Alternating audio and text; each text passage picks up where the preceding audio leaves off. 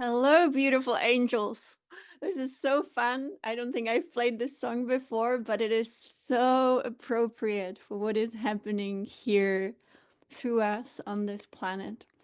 We are part of a very big story. This story is so big that I don't think it is comprehensible by the lower human mind, and it can only be understood through the divine self. And even at that level, it is still a very big story.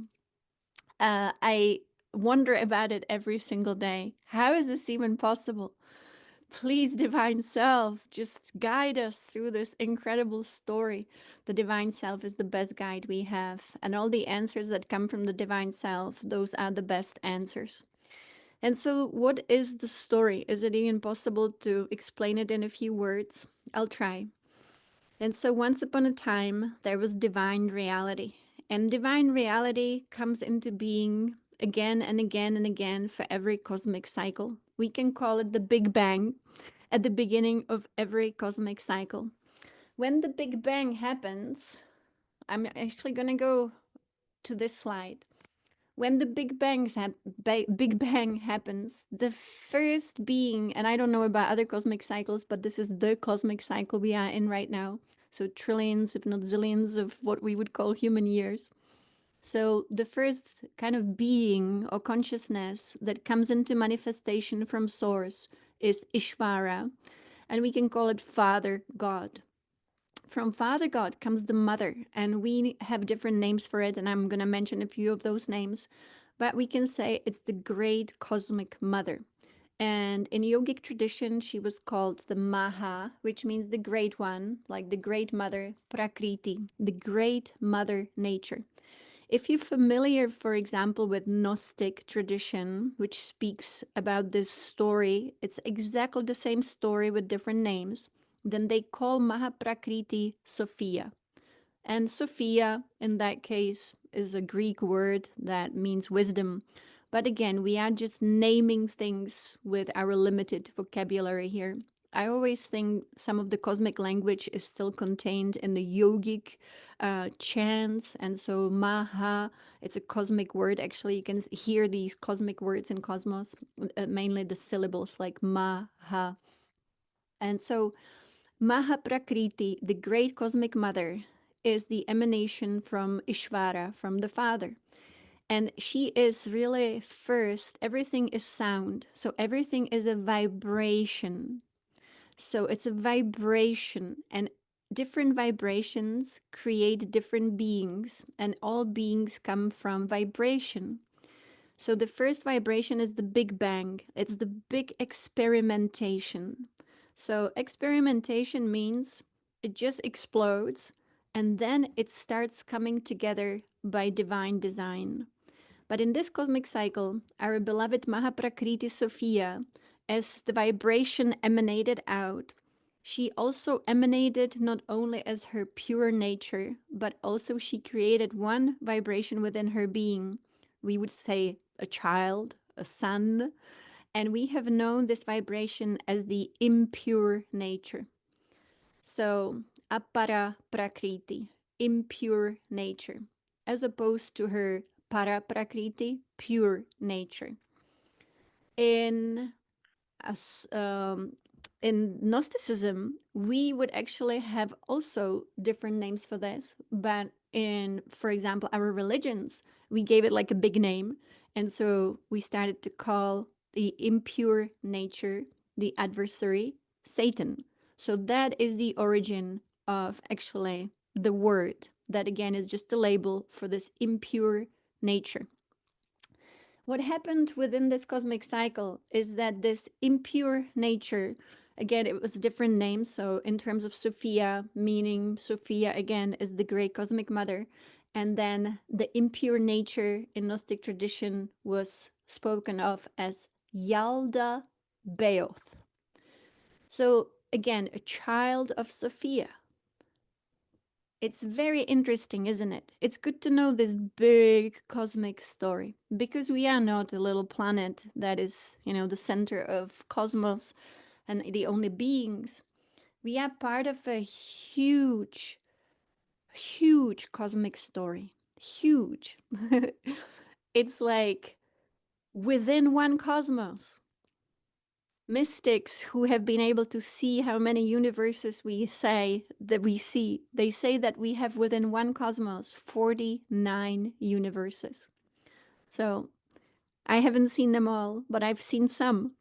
And so I can say within the big cosmic story, it's incredible that we little humans exist on this planet and we get to be part of such a huge, huge unfolding here. And so Sophia again creates accidentally. So we talk about it not intentionally. So evil was not created intentionally. You know, people have always wondered on this planet, how could God allow it? How could God allow evil? Well, we can only explain it like this. If all came from one source and all was experimentation and all was created through vibration as sound, then one sound, as it was not sounding right, it was off tune, was creating what we also know as impure nature, that we also know as evil. But the origin of all things within cosmos are the same source. So we cannot kill it, we cannot get rid of it, we cannot, put it on a different planet in a different dimension. We only had one way of doing it. And it was not up to you and me in this world only. This was a cosmic occurrence. It was not only limited to our world. But of course, our world got deeply infected by this energy.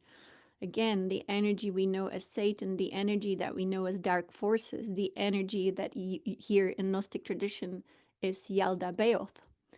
So whatever name we want to give it, this energy created what we know as evil. And evil then, we know exactly, it led to wars, it led to greed, it led to abuse, and all those things that we then know as lacking love. But the only way to eventually integrate this energy was not to kill it, not to fight it, not to get rid of it, but to bring it back into oneness. And that has been really the story of this cosmic cycle. It played out on planet Earth, and you still see it here. And it played out, of course, in creating its own world and in creating a world of duality. Duality as such didn't exist in this cosmic cycle. It was almost invented. It was invented by the beings who were created through impure nature. They were driven by selfishness. And when selfishness drives beings, they want to have something only for themselves. They are greedy and they were driven. It was their nature. We cannot say it was even their fault, but it was their nature. And their nature was driving them to create something just for themselves, to own, to rule, instead of being part of the divine reality. The divine reality is absolutely vast. And within the vast divine reality, only a very, very minuscule, small portion got trapped by these forces of darkness. But again, not to give them such a big label, to say beings of impure nature, driven by greed and also driven by the disrespect for divine nature. They could easily be seen, they could easily be identified, and they started to manifest in beings. And then eventually here in this world, they also started to manifest through people, because it's like a virus and people got infected, of course. These beings that created a world for themselves eventually got to also entrap Mother Earth in their world and to introduce the artificial concept of duality. They took polarity, which is the nature of actual creation. We have the divine feminine, we have the divine masculine, we have a tall tree, we have a short tree. But that is simple polarities within creation. They are not good and they are not bad. And so within divine reality, we don't have things that we here call good and bad, the preferences, the judgments that we have. And so here they created a system that would entrap us as immortal beings who came from divine reality. And they succeeded. The way that they did it is to introduce artificial duality and then to do something so crazy, and that is to invert light. When they inverted light, they created what today is known as inverted matrix.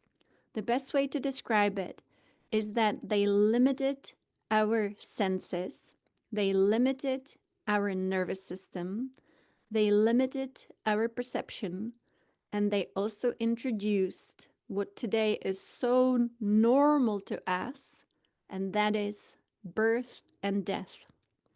They also introduced an artificial fourth dimension. In the artificial fourth dimension, they created a system that would be very difficult to escape, and that was the system of constant reincarnation, the wheel of karma. And that was all artificially created by these beings. So they really went for it, and they really created this elaborate system so that they can trap immortal divine beings who belonged to Divine Mother, who belonged to Divine Father, and they wanted to keep them not because they loved them, but actually because they hated them. This is actually the story. It's a very crazy story, but Yogananda wrote about it in the Second Coming of Christ in great detail. And I personally would never share this story, even though I've seen it. Divine Mother revealed it, and I could not believe it. I just could not imagine it because I'm living in this world. Everything seems to be the way it is. And we come and go. Your ancestors, they were here, now they gone. Nobody spoke about this huge cosmic story. So I was really, relieved when I found actually the Second Coming of Christ, where Yogananda explains the same thing in detail. However, when Yogananda wrote about this, he wrote about it from the perspective of something that could not be changed. He even said it in the Second Coming of Christ. But remember that Yogananda left this world in 1953. And so when he left this planet, then there was no ascension really successfully happening. It was actually not successful at all because of the overwhelmment, as humanity was overwhelmed by war. And war was always a tool of the beings of darkness. The beings of darkness could not even be found here on this planet and visible. They remained in the dimension behind the scenes, and from the dimension behind the scenes, which would be for us the fourth dimension, the astral, they would operate and they would control this world, but never to be known and never to be seen. They wanted to create a world where everybody would be a prisoner without knowing it, so that nobody rebels, so that there is no revolt. And you can imagine what would that be like if we created a prison and we put people in the prison, but they wouldn't know that it's a prison. We would make it kind of comfortable sometimes even very comfortable, and they would never want to escape. But escaping the prison is actually what in the past meant escaping the reincarnation cycle. You can look at every tradition in terms of spiritual traditions, and they all had one thing in common originally. It was all about ending the reincarnation cycles. But why? It is because they were unnatural. It is because they were not evolutionary. They were a trap for constant repetition. For example, if you watch, these days online, a lot of interviews about near-death experiences, I would not listen to any that happened before 2020. everything that happened before 2020 was still complete trap. So definitely pay attention to those who were able to go into the astral in 2020 and after. Because what happened in 2020, and that is the big ascension, breakthrough here. In 2020, it was Master Yogananda in higher realms who was working with us to actually completely redesign the death process and redesign what we would know as the bardo, the time or the place. It's hard to actually call it time or place, the dimension that we enter when we leave the physical body. He was in charge of redesigning the astral sphere so that it no longer is a trap. And so now we are in a very different world, whether we see it or not. But we all will get to experience big, big changes in this lifetime. And of course, we still have work to do. So, what happened? How is this even possible that these forces of darkness could actually be reintegrated? I don't actually know the answer to that at all, but I just know that it happened this year. And I'm sure that it was not just little people here in this world who made it happen, but we participated. And the reason for that is that it's a cosmic occurrence. So I don't think it can be fixed by a little human. But in terms of us being a very important part of it, yes, we have added our love and light to the reintegration. Many of you, of course, if not all of you, have worked with Patricia Cota Robles. So I remember making a video for not this World Congress on Illumination that we just had in August, but there was a video that we made for the last World Congress. And it was all about loving all our sisters, the recalcitrant souls, as Patricia calls it, and all our brothers, and loving them free. So to me, this is part of the integration process. So in this year, the integration took place, and that means that the source of evil, whatever we want to call it, Satan, Yalbadeo, these sources of evil as vibration have been reintegrated into the oneness of all life. It was on the 2nd of February in 2024, so not too long ago, when actually there was an amazing happening in cosmos, and we were told that life will no longer harm any part of life. The way that I see it is actually on this picture. When the evil, the impure nature, tried to go as far as it could from the oneness of all life, when it looked back at the oneness of life, it wanted to harm it. It had an ill intent. So we witness things like wars, not only on this planet, but also on other planets, the harming of life. But since all came from one life, you could say that life was actually harming life. So it's almost like having an, cancer or autoimmune disease where life attacks life. But on the 2nd of February was the reintegration, and 11/11 this year was the sealing of it, where the frequency that was harming life now is in oneness, in this harmony and oneness with all life.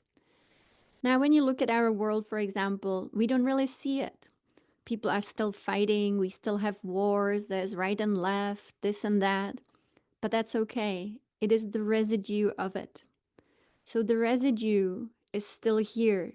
And that's why right now we are in the purging process. Whether you're experiencing it personally, and I think some people are not experiencing any type of purge personally, but at the same time, those people are invited to help others, to purge the world, to every day surround the earth and the violet light, every day invoke Divine Mother, every day invoke Divine Father, every day invoke Christ consciousness, because it is the story of Sophia. In the story of Sophia, sorry, in the story of Sophia, as she accidentally creates her child who is of impure nature, the only way that this can be corrected is through Christ consciousness. That's incredible when you think about all of it, right? All the work we have done in this world. So, as you invoked Christ consciousness in this world, Krishna consciousness, whatever name, again, you know, the names sometimes they limit our ability to actually experience what it is we're speaking about. But Christ consciousness, when we experience it as mystics, when we receive the initiation of Christ, we become one with Christ, and then we get to know what Christ is. And in the presence of Christ consciousness, there is only love, nothing else. But it's the strongest state of love that a human being can experience. So, only through the strongest state of love can we integrate that which is evil, not by sending it love, not by doing something loving for the evil, not by creating, you know, some field of energy and sending it down to the hell of evil. None of it. It is simply by becoming the Christ self. And when one becomes Christed, it means they embody all love. In mystical traditions, when we experience this, it's very interesting. It has to do with the awakening of Kundalini within our body. So, the Kundalini, I think it means coiled serpent. And I always say, you know, it was never meant to be coiled, it was always meant to be fully, you know, ignited within us. The entire consciousness unit within us, the rainbow light, was meant to go through the entire spine. And like you always see the pictures of the Buddha with the cobra above the head, that just shows us ignited, awakened Christ self, constant awakening, not just stirring it up, not just awaking in it for a few moments and then it comes down. Our true nature is to be always awake. And that means awakened life force. It means rainbow body. And so, when as mystics, our Kundalini rises through the spine and through really our subtle body, and it stays awake, we receive response from the higher selves that are available to us. And we receive a response from Christ self, from our Krishna self, from Krishna consciousness, Christ consciousness. And then, in a way, we experience the marriage. It's a mystical marriage where we marry the Christ. And again, in many different, you know, stories, we heard some stories about it. It always is esoteric knowledge. It always is hidden knowledge. It had to be hidden. And we had to hide it from actually the forces of darkness, because they knew about every book that exists in this world. They knew about every movie, about every fairy tale. They had technology, and their technology was constantly scanning all information in this world, and they would never ever allow the truth to be known in this world. So if a mystic experienced these expanded states of consciousness and was able to see the truth beyond the illusion here, then they had to put it in a story that would not be immediately found by the technology of the dark ones. So that's why we have so much esoteric knowledge, hiding everything. But this is the end of hiding. This is actually, you know, like we would never be able to speak about this in a world that we just came from. So the world we came from ended really in 2020. We've seen a big change. And really, it had nothing but also very much something to do with what we call COVID, which helped us to really purify our cellular bodies. And so there was a big transformation of all life in 2020. So we can say the world ended in 2020, and this is a new world. And every day it's more and more and more of divine reality. And that's why now we have the time of awakening, and that's why this is the time of revelation. So a lot will be revealed. Yeah. So, question about if Jesus is the savior. Definitely not the way that Christianity spoke about it. For example, just the funny things, that will be revealed to us. Yogananda, who was able to have access to all universal knowledge, was kind of laughing about how things ended up the way they ended up here. And he said, for example, Jesus, his name was never Jesus. His name was not Yeshua. A lot of people still call him Yeshua. He said his name was Issa. Issa. So two syllables, cosmic syllables, which actually meant the son of Divine Mother. And Divine Mother, as she emanated from Source, had many different names, many different syllables in cosmic language. And depending on which cosmic cycle, there was a cosmic cycle when her name was known in cosmos as Is. So we know her here as an Egyptian goddess Isis, but again, she was the cosmic mother. And so Yogananda said, there was a being here, a man, and his name was Issa, and he was able to embody the Christ self. You and me can embody the Christ self. When a being embodies the Christ self, they merge with all love. They activate their rainbow body. And so that we've had many wonderful beings here on this planet who merged with the Christ self. We've had many wonderful beings, and you could be one of them, who merged with the Christ self, and their rainbow body got activated, and that allowed them to be resurrected, which doesn't mean to be crucified. That's another esoteric story, which serves its purpose. But it actually means being able to stay in a body, but releasing yourself into your light body, but remaining in the physical body and being able to be here, to walk here, to talk here, but actually everything on the inside has been resurrected to the Christ. So then, is the being a savior? No. But the being has embodied the Christ self, which means they have a very different vibration. Their cells vibrate differently. The DNA vibrates differently. So we didn't have many of those beings here before, but now is the time. It's called second coming of Christ. And that means Jesus is not coming back. Issa is not coming back. But you and me are here. And we are experiencing since 2020 the embodiment of the Christ self.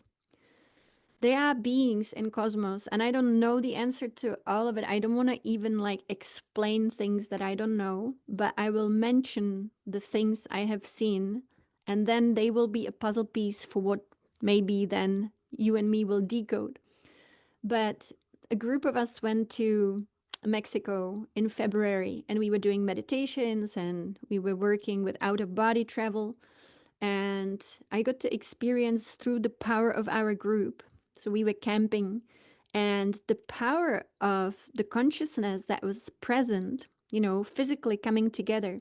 It's like holding such a strong field within which miracles can happen, where two or more meet in Christ, right? In Christ's name. So we were camping, and in the middle of the night, I noticed how the vibration was so, so, so strong that it was allowing the seeing into the purest realms of divinity. So I got to travel out of body and I got to see, and it was unbelievable. And I've mentioned this before, but I want to mention it now as we speak about the Christ, that a new cosmic Christ was born and celebrated by cosmic beings. It was one of the most beautiful things I've ever experienced in this lifetime. And it was so moving in my etheric body. I couldn't stop crying. I was so moved because all cosmic beings were celebrating the new cosmic Christ. And they were singing to the new cosmic Christ, Krishna, Krishna. So it was Om, I think it was Hare, but I just knew it started with H, Krishna, Krishna. So again, what that means for this world, I don't know. But I imagine that it means so much for all worlds within this cosmos. So I couldn't tell if it at all was a girl or a boy, but I also think in cosmos there is no need to be a girl or a boy. And so I've seen this baby twice now, only twice. But again, I don't know exactly what it means. But to me, it's the victory again. It's part of the victory. The funny thing is that, the first impulse for the integration of evil was successfully completed on the 2nd of February. In Sedona, there was a gathering, and it was the Hopi people who were with us, and there was the Hopi people who were guiding us. And it was a successful integration of the evil vibration back into love, just the beginning of it. And then a few days later, you have the birth of maybe the second coming of Christ. So I'm going to take us a little bit on this journey to see where we are now and what is really important. Yes, again, my promise to you is always to say it how I experienced it in those states of consciousness that I work on every single day through a lot of meditation. And if I see something like this and I don't know the meaning of it, I'd rather just say it without the meaning, because I have learned that when you start assigning meaning to things and you make up the meaning through intellect, it's probably not going to be correct. And so this is all I know from personal witnessing. I also wanted to let you know that this solstice, we will be doing a free online retreat, and it will be specifically around solstice when we have the biggest gift in this world, when the time matrix, we are still in a time matrix. It's a false time matrix, again, artificially created, where the flow of time is not natural. And because the flow of time is not natural, but we are constantly, completely driven by unnatural time, then we are out of sync with divine reality. It's part of the trap that these nefarious beings created. But within the system, there is a flaw. And I mean, those nefarious beings have a flaw in their system. So it's actually for our benefit. And the window of this benefit is actually a solstice. And that means that's the biggest portal on this planet during solstice, whether it is summer solstice or winter solstice, that there is a glitch in the matrix. And the glitch is the opening of the artificial time matrix to true divine reality. All our ancient people knew this, and that's why they honored with their architecture, with the temples, with the structures, and with their practices. They always honored the solstice, especially for us in Northern Hemisphere, winter solstice, because it is the rare opportunity to have direct access to divine reality. That is amazing. And this will be eventually, all the time, our reality, the true divine reality. For now, we still have the false matrix around us, but it must fall apart because the source of the beings who created it has now been integrated into love. So that's why we purge, that's why we purify, that's why we use the violet flame. So during the retreat that we will do online, it will be through several days. I will be sharing some amazing meditation techniques that I use, and I also research them scientifically. Yogananda always said that the Kriya Yoga that he taught is a scientific method. And so I have been studying neuroscience to be able to really find physiologically and anatomically within us what it means when we do these practices. How does it move through the spine? Where is the channel that it moves through? What does it do to the nervous system? And so I will be sharing some incredibly powerful techniques with which you will have immediate success in becoming one with your divine self. And so I will explain in December. I know it's December now, but during the retreat, how that is done. And so let us take a quick look at what happened and led to this moment, and then what is important, what is happening in higher realms right now. So, everything is building up. Here we have a picture of Don Umberto. Here's the high priest of the Caro people. We worked with him on a very high mountain to receive these incredible blessings and initiations. And it was really for humanity. And he was initiating the tree of life within us. No, again, I didn't quite understand the fullness of it. But what I have learned about Don Umberto, there are two people on this planet at this moment who have the highest ability to transmit the energy of the grand central sun. And they are here in this body. One of them is a Tibetan Lama, and one of them is Don Umberto. On the outside, you see a man in his 80s, you cannot really talk to him because he only speaks Quechua, doesn't speak much anything else. But imagine the power these beings have. And again, the illusion of what we see on the outside and what actually is within and all around. I personally witnessed Don Umberto, how he was the force behind stopping the hurricane that was supposed to, destroy Florida. I saw him biting into the face of the hurricane the night before and disarming it. That's incredible. And again, think about it. On this planet, we have all different powers, different gifts, but he is one of the two most powerful, physically embodied transmitters. It takes a lot to transmit energy of the grand central sun. Yeah. Unbelievable stuff. So, transmitting energy, you have to be like a transformer. You must be able to take in the intensity of these divine energies without coming down and being burned, right?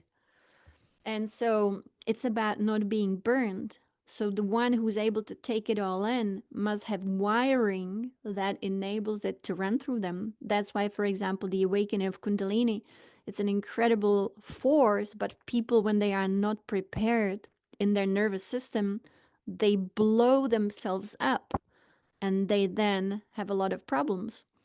So everything, yeah. Isn't that amazing? Yeah, so this incredible being, he is here on this planet. He's, I don't know, in his 80s right now, and we don't know how much longer he will be here, but he still is completely every day dedicated to the healing of humanity and planet Earth. So that was in April 27th. It all builds up, in July. We, as humanity, again, everyone who was ready, and I believe that's how it works. I never know how many unless I am told how many, but I always see big groups of people getting these amazing, amazing initiations. Just last night, so that was December 5th, maybe the 6th already, there was a huge gathering in these inner realms, and it was thousands of us. And it was so amazing. It was like, you keep running into people that you know, but you also run into so many people that you don't know in this life. But at the same time, on the inner planes, you know them. And so you see all the faces, and then you work with people on these inner planes. And last night was a huge, huge gathering. So again, thousands of people. So on July 11th and 12th, again, big group of people received the activation of the Elohim DNA, the dragon DNA.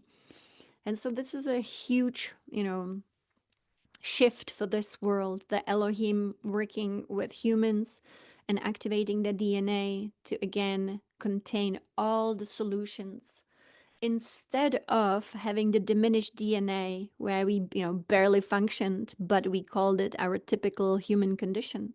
No more. And so now, as you know, you are a walking field of solutions. So these solutions now exist within us, and we are emanating them. This is such a wonderful divine plan. We are now emanating simply by being here. I always say to people when they ask, what is my purpose? I don't know my purpose. And I don't make this stuff up. Our purpose is very simple. Our purpose is to be here now and just to be a being instead of thinking. Being, be, be the light that shines from your heart. Don't do anything about it. We don't have to like do anything about it. It's just our nature to be here now. Hi, Tigger. So nice to see you here. And so we are the walking field of solutions. We have these amazing geometries. So, what happened next on July 20th? Big healing for the planet. The Hopi people were doing their Kachina dance. And this happened on the Hopi land. Again, it was dragon energy within the earth being healed and activated. These energies, as they wake up in the earth, they are waking up after maybe even millions of years since the fall of Mu. So we had some energy still awake in Atlantis. You know, it was not all asleep, but it all fell asleep even more so after the fall of Atlantis. So you can think about it thousands of years, but Mu, that's millions of years of some of these forces being asleep within the earth. And they are now waking up and we are helping them. So many of us here, and all of you here on this call for sure, are like undercover agents. You come into this world and you pretend to be human, and yet you have these great gifts within you and great skills within you. On August 14th, during the World Congress on Illumination, every molecule of life, and think about this deeply, every molecule of life was transformed and upgraded. That means everything around us will continue to change massively. If I see a system in this world, let's say a political system that's not changing, if I see, educational system, financial system, healthcare, which should not be called healthcare, ill care system, if I see them not changing, that just means it is about to happen. Nothing can continue to be the same like it used to. Everything has to go through this huge transformation to be the new civilization, actually. And new civilization will have completely, radically different systems. So that's just, my answer to what's happening, in politics in this world, who are the leaders in this world. And many of the leaders in this world don't know who was actually operating behind the scene. People speak about the deep state. To me, that's a joke. The true deep state is behind the scene and never on this planet. And so it's invisible. So the politicians are just, like puppets. The real change has happened behind the scenes. And so now it just has to manifest in this world. And again, we are here to do the inside job. That's right. So always just know, as long as you're here, you are fulfilling your purpose. What happened on August 14th was the reunification of the 13 families of this Mother Earth. Again, I cannot tell you exactly what it means, who they are. All I know that on August 14th, they came together in a ceremony. I wrote it down here for myself so I don't forget. Uncover cosmic information or activate a certain initiation to humanity when they are brought together in ceremony. So these 13 families of Mother Earth, there used to be a conflict among them. That's what I understood when I was able to see them. And they reunified as part of this ascension process. So in this world, we were massively manipulated from the fourth dimensional beings. We think that it was humans who created war, but all war was artificially actually triggered from the fourth dimension. That's why the angels and demons are actually in the fourth dimension. So it trickled down to be here too. And then the humans were just, do you say it, is it the word puppet? Is that a correct word to use? Just, acting it out, thinking that we are the doers, but actually the real doers. Okay, thank you, thank you. The real doers were in the fourth dimension. So I meditate a lot. And these days I meditate even more than a lot because I feel the need. Sometimes, the energy calls for more. And so we just have to go with our own flow and listen to what it's needed. So I was at Mount Shasta and I was doing my meditations. And then I was working with Yogananda. I was doing the chanting, Divine Mother, and all of it. And I just wanted to ask because Yogananda made a promise: if you ask, you will receive an answer. So I said, please show me the true nature of this reality. And that night, I was able to visit in the fourth dimension and see who actually has been operating this reality from the fourth dimension. And it was like watching a complete psycho, a really malignant, is that a word? Being, really ill intended, but also psychotic, and watching how this being is in charge of this world. But again, I'm talking about how this was, not how it is. So, how it was to explain the wars we've had, to explain all the crazy histories we've had of so much abuse, even just in this civilization. It was not all man made. And this being was like a huge spider. I think David Icke was able to see this being too, and everybody thought he was totally crazy when he started speaking about the spider. Malevolent, okay. And so this being was actually kind of like playing chess on his own and making the moves in this world on this chessboard. But we would be the ones that the being would move. And I saw him creating war. And he was creating war by simply moving countries, yeah, moving the leaders, moving the armies. But he was also moving the financial system. I saw him specifically moving the financial system in a way so that there's never enough and that there is greed and that people become unethical trying to get more. So I saw him move that too. So this being, again, I'm talking about the past, kind of recent past though, because as you know, the final chapter was 11:11. So since 11:11, I just want to quickly go through the changes again that led to all of this. And this being tried to kill Yogananda because Yogananda, of course, was able to meet the being. So in the past, it was, a danger zone here. It was if you were able to see the being, you were not safe. And that's how it always was. But it's only because of the big changes that took place this year that we are able to speak about these things and that, hopefully will um, experience the cleansing of this world very fast, which is the cleansing of the residue of what has been done to this world. So the DNA of the planet herself change, and now who is back in charge is our cosmic mother nature.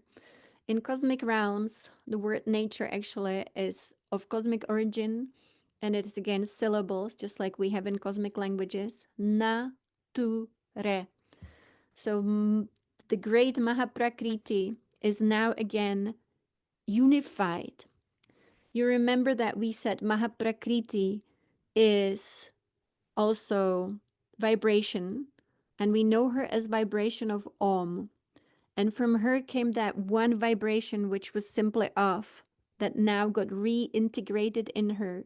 And so you could say that Sophia is now corrected through Christ. That was always meant to happen. And so even though I have here Divine Mother, the way she looks like Kuan Yin, that's exactly how I saw her in September, on September 1st. So we will be We will be working quite a lot with what's happening here on this planet. It's always good to be up to date because, for example, let's say that I'm a Buddhist and I'm still working on these reincarnation cycles when they no longer are happening, you know? So it was appropriate when it was needed, but right now we are in a new world. We have a new design. This is a new blueprint. You could even say this is a new matrix, new weaving, no longer evil, no longer operated by these beings with ill intent, but actually new creation. And we get to create and co create now. So, Mahaprakriti, everything emanates from the central source. And when it emanates out, it emanates different version. Sophia is now whole, and the being that she created that we knew as Yalbadeoch, or Satan, or the forces of darkness, or the Archons, have been reintegrated at source level. That means no longer do they have a vibration that creates them, but they still exist as if the parents were gone, the source is gone, the vibration no longer exists, but the beings who were created through this vibration, for example, we would call them demons, they still might exist, and yet they no longer have anything backing them up.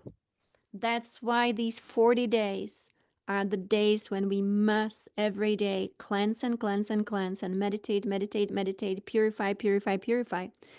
And it's not a physical purification where we should be, doing this or that for the body. It's so much more about our consciousness and about the planet herself, so that she can return to her divine nature, which is not what we know here at all.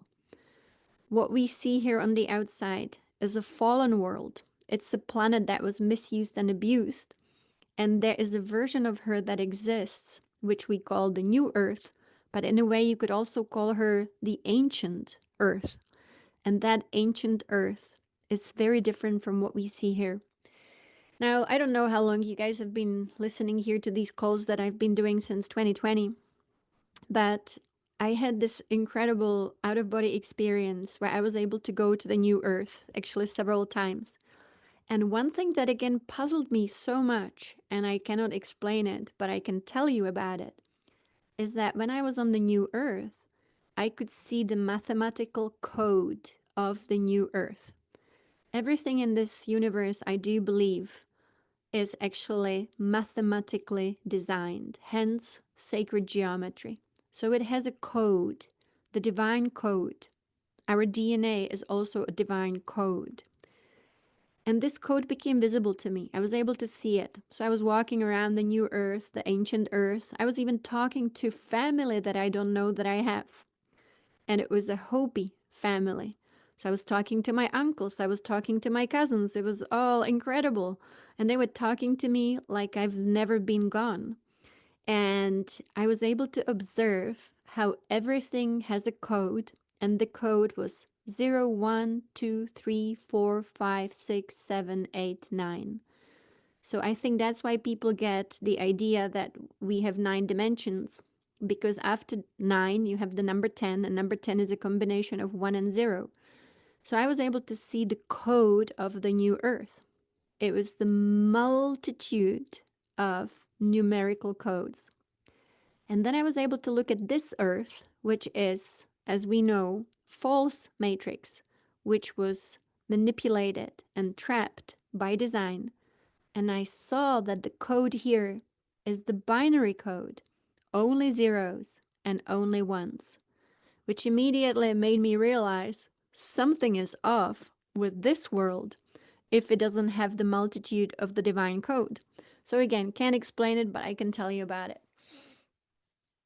So I think that's why also the binary code in the movie Matrix comes from, It's a manipulated version of reality, and it simply is not real, but it is made to look and feel very real. The way it is made and made feel really real is through our 5 senses. Big story, but we will one day get to it. And so these beings emanate from source, and as they emanate out, they always emanate on the evolutionary spiral. So let's say in the source you will have the energy of Shakti and Shiva, and as they emanate out, they create versions of themselves, always as forces of nature. And so here in Egypt, for example, they were known as Neteru. And so the forces of nature. Mhm. And Chris, thank you. I haven't listened to Oracle Girl for a really long time, but actually, Evil definitely was an interdimensional AI. And so we knew them as archons, in the story of Sophia. And again, we could give them many different names, but it was technological. Technological. It was definitely using technology. One of the main technologies that these being used to manipulate this world is the electromagnetic field. And to me, actually, it's crazy to think like, let's say I'm meditating a lot. And when I meditate a lot, I become very, very sensitive to electromagnetic fields. And I think that's what we should be, sensitive to electromagnetic fields. And I noticed, for example, like, I always have my iPhone on me. I even use it to meditate. I have some, guided meditations, some breathing techniques on the iPhone. But if the phone is close to me when I'm meditating, I realize it's changing my electromagnetic field, which then makes us susceptible to thoughts that we would normally not be thinking. As you know, your thoughts are actually electrical, they are electrical signals within our nervous system. So think about it, this AI was number one manipulating the electromagnetic field. Yogananda even said, Satan in his nature is electromagnetic. That's unbelievable, right? Electromagnetic. So that's why the Earth needed a new light body, new electromagnetic field. It's actually the reason. So people always wonder, why do we have pyramids on this planet? Why do we have so many pyramids? Well, we have pyramids because in the past, our ancient people knew all of this and they were trying to create their own healthy electromagnetic field for the entire planet. That's why they built pyramids all around this world as kind of like generators of electromagnetic field. They wanted to beat the forces of darkness by having very strong electromagnetic field because that actually creates protection. So protection actually is not what we mainly think about as what it is.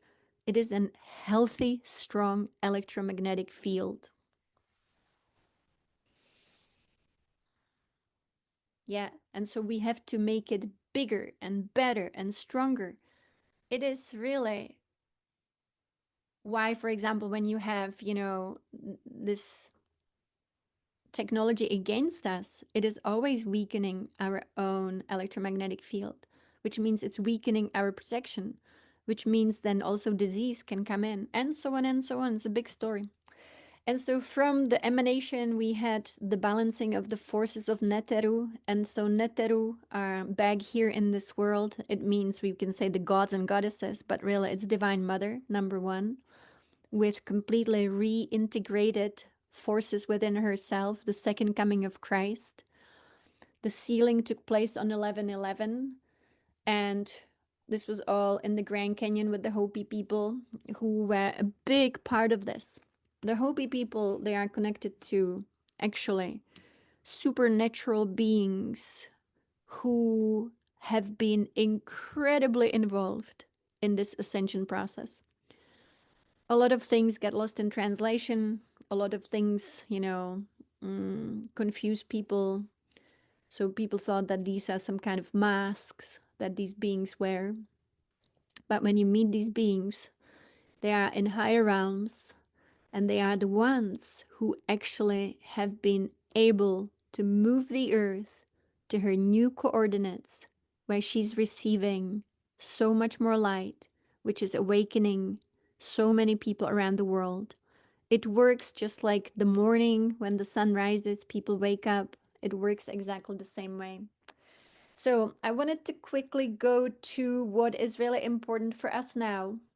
But before I do so, we still stayed connected with the Hopi people, and I want to continue supporting them in all ways we can for all they have done for this earth for millions of years, because they are part of the original guardians of the earth.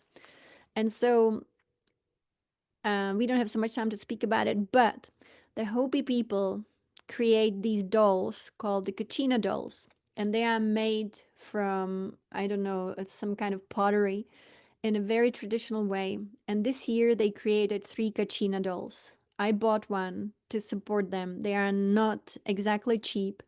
Each doll is 2,500, but they only create them in a very special way and through a very special process that has to actually be a process of a pure heart. They have a huge, they have a big tradition and belief about the pure hearts. So only when the maker of the Kachina doll is in their pure heart and feels called by the creator to make a Kachina doll, then they make one. So this year they made three. I have one. And then here is one on the left, which is the immortal being called Masao. And then they have the spirit of the earth, who is very important, who helps the earth to renew and rejuvenate. So I promise the Hopi people that I will talk about them a little bit. If anyone is interested in supporting the Hopi prayers during this winter solstice, the fact that we could buy this doll for 2,500 would help the whole village to be able to get all they need for their prayers. They pray in the kiva, and they need to get things like wood. And again, it's to support the whole village. So if you're interested, please do let me know. Just send me an email and we can talk about it and I can explain a little bit more about it. I just made the promise that I would do it, so I'm making it. But I wanted to go back to 11/11 and what happened on 11/11. I'm gonna probably speak for another 5 minutes so that you know it's not gonna be. These dolls are 12 inches, so they are big and very beautiful. And again, it's just the pure heart that can create them. So the tree of life is now resurrected since 11/11. That means we have a new blueprint for our world. We will have a new electromagnetic field. That's why we will start seeing things we've never seen. As Patricia mentioned in her last email, the next year that we are stepping into after the solstice will be very unique in terms of our awakening. You can think of 2020 was very unique. 2025 will be equally unique because we have a new design of this reality. We have a new tree of life. What happened on 11/11, hard to describe it, but it was the healing of the wounds of Atlantis in the point of emergence in the Grand Canyon, where we actually emerged into this world. And even though we thought that Atlantis would be, the cleansing of it and all the evil would stay behind and it would be reintegrated and purified, it didn't succeed. And so the virus of evil came through. And so on 11/11, this healing, it was the healing of many different timelines. It was almost like also sending some beings back through time, and some beings came through this portal in the Grand Canyon to be part of the evolution of humanity and Mother Earth right now. So that's a huge difference. This tree of life is now thriving. I check on it often to see what is happening within. And it's part of the prophecy. And the prophecy has been fulfilled. And the prophecy has been successfully fulfilled. So that was on November 12th. So now is the time that we call the dream time. And this is actually the most important invitation we have here now, is to every day just notice that we think a lot. And that when we are thinking, we are using actually the matrix mind that is still part of us here. When we are engaging in creative visualization, visualizing something beautiful, visualizing solutions, visualizing positive outcomes, visualizing beautiful world, when we are doing that, we are actually dreaming. It's called the dream time. Many of you are also are in Australia, so you know the dream time is the creation time. So now we are stepping into the dream time. Now, like you know, probably in this world, I have been thinking a lot. Since the age of 7, when we started to think a lot, we stopped being.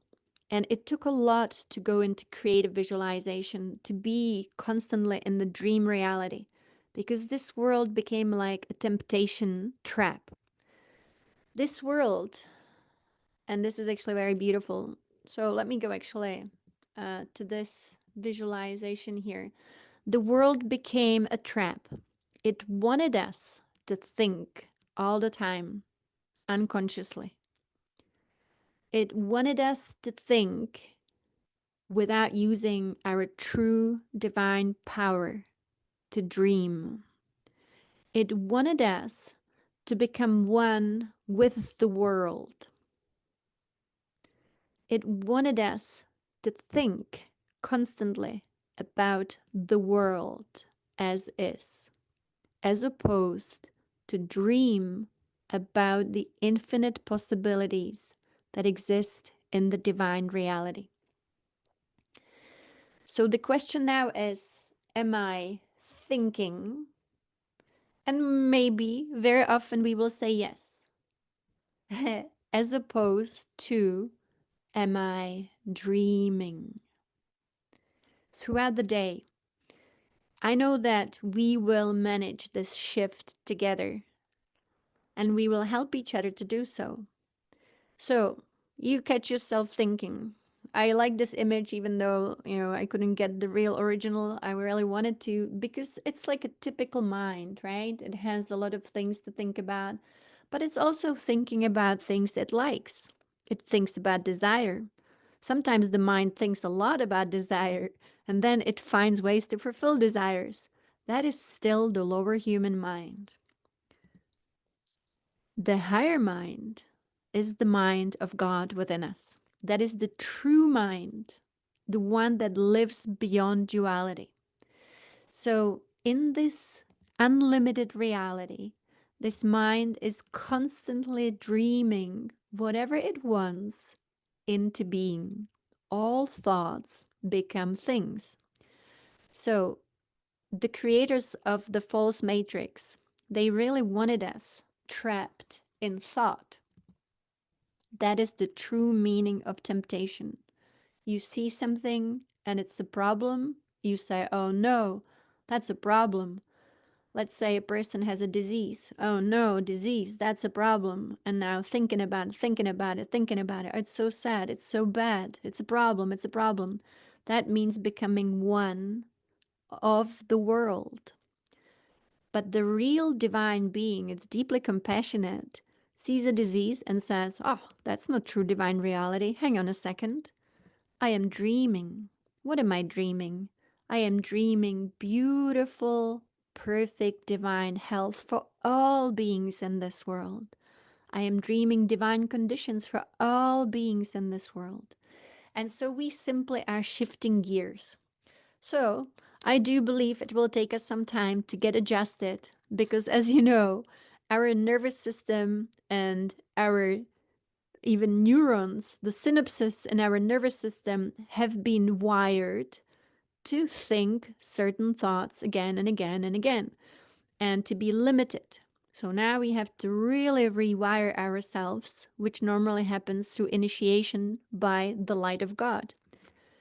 When someone receives an initiation from a true transmitter, then the transmitter is able to channel just the right amount of divine electricity into the brain cells, into the nervous system to actually liberate it, to rewire it. And the true liberator is able to liberate others that way, to give them a great kickstart. And so now, you know, you catch yourself thinking about something. People think about money, people think about health, people think about relationships, people think about problems, people think about desires, people think about wishes, people think in duality. If there is a problem, people don't like it, right? But they want that which is the opposite. That's duality. Whereas now, you and me, we know this. We know that's the trick of the false matrix. We will see it, we will acknowledge it, and then immediately move into the creative mind to only be engaged with solutions. So, isn't that amazing? So, I'm asking myself, and ask with me, am I thinking? And if I am, how about I start dreaming? And then dreaming the beautiful world into being. Since all thoughts anyway become things, now is the time to only reach for those that we really want to see in this world. That requires mastery, doesn't it? I always say, just because I know it, it doesn't make it easy.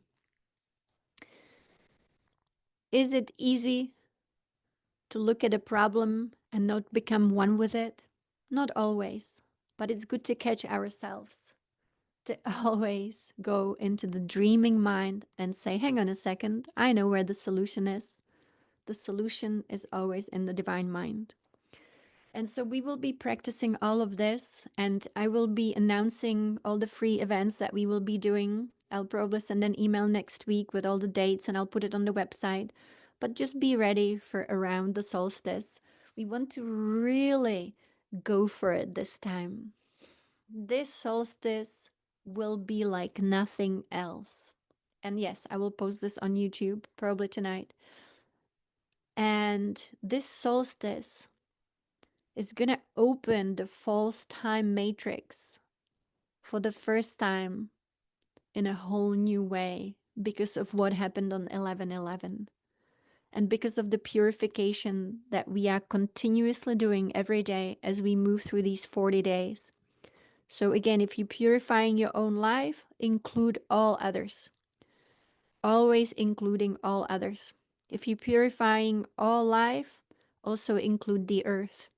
And one thing that is also always important to include is all that surrounds the Earth. The Earth is surrounded by many satellites, many, many satellites. They are in the orbit of the Earth. And just from what I would think of the beings who manipulated us from the fourth dimension using technology, also the orbit of the Earth needs to be purified with the violet flame and with the light of God. Because, it's all about the electromagnetic field giving us true freedom.